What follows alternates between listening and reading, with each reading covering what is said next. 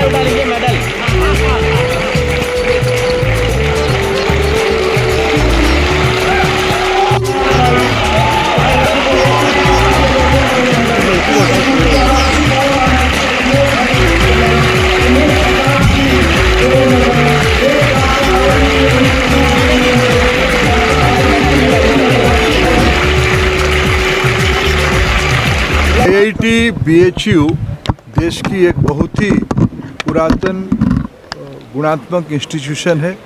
आज उसकी IIT होने के बाद ये 13th कन्वोकेशन में मेरे को आज सौभाग्य मिला यहाँ भाग लेने के लिए। IIT BHU का अपने ग्लोरियस पास्ट रहा है। भारत सरकार राष्ट्रीय शिक्षा नीति 2020 को पूरी तरीके से अमल करने के लिए पूरा कोशिश कर रहा है। देश में 50 रिसर्च पार्क IIT, NIT, आइजर की कैंपस में बनाने की एक महत्वाकांक्षी योजना हाथ में लिया गया है।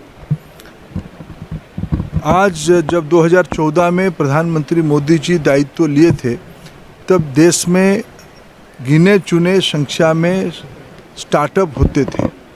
आज वो बढ़ के 1,40,000 की संख्या क्रॉस कर चुकी है, नंबर क्रॉस कर चुकी है। ज़्यादातर ये संस्था, ज़्यादातर स्टार्टअप भारत की किसी न किसी एकेडमिक इंस्टीट्यूशन से ही निकलते हैं। इस बीच में अनुसंधान नेशनल रिसर्च फाउंडेशन का भी गठन कर लिया गया है। माननीय प्रधानमंत्री जी उसकी अध्यक्ष हैं। देश में रिसर्च को और जोर देने के लिए, रिसर्च लोक कल्याण के लिए, नेशनल प्रायोरिटी के लिए 2047 तक विकसित भारत लक्ष्य पूरा करने के लिए, युवाओं की इस देश में, मेधावी विद्यार्थियों की इस देश में हम नेशनल प्रायोरिटी को रिसर्च में कैसे लाएं, प्रायोरिटाइज करें, उसके अंदर इनोवेशन बने, नया एंटरप्रेन्योरियल कैपेसिटी बढ़े, नया वेल्थ क्रिएशन हो, उसी पे भारत सरकार की जोर है। प्रधानमंत्री जी फ्रंट से उसको लीड कर रहे हैं।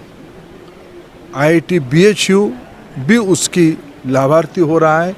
आज हम 400 करोड़ रुपया खर्चे में यहाँ की शताब्दी अनुसंधान भवन का शिलान्यास भी करने वाले हैं।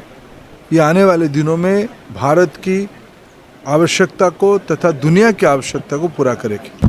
अभी तो प्राथमिकता है BHU का ये जो 3 इम्पोर्टेंट इंस्टीट्यूशन बन चुके हैं, IIT BHU की मूल कैंपस, और इन दिनों में पिछले 10 साल में एम्स स्तर पे जो हॉस्पिटल इकोसिस्टम यहाँ डेवलप हो गया है, ये सारे तीनों को कैसे विद्यार्थियों के लिए, मरीजों के लिए तथा विशेष एडवांस रिसर्च के लिए कैसे डेडिकेट करें, ये हमारी प्रायोरिटी है। डिजिटल अरेस्ट की बात की है, BHU 3 साल से बिना काम तो हो ही रहा है, जल्दी हो जाएगा वो। सर, प्रधानमंत्री ने डिजिटल अरेस्ट की कही है, इसको कैसे देखते हैं? देखो माननीय प्रधानमंत्री जी ने सही कहा, भारत दुनिया में एक डिजिटल सुपर पावर बनते जा रहा है। उस समय में उसकी जो नए नए चैलेंजेस सामने आ रहे हैं, इसको भी हमें गहनता के साथ अध्ययन करना पड़ेगा, उसकी नए नए चुनौतियों को सामना करना पड़ेगा। प्रधानमंत्री जी की उस आह्वान देश की डिजिटल वर्ल्ड से जुड़े हुए लोगों को सोचने के लिए एक नया रास्ता बता रही।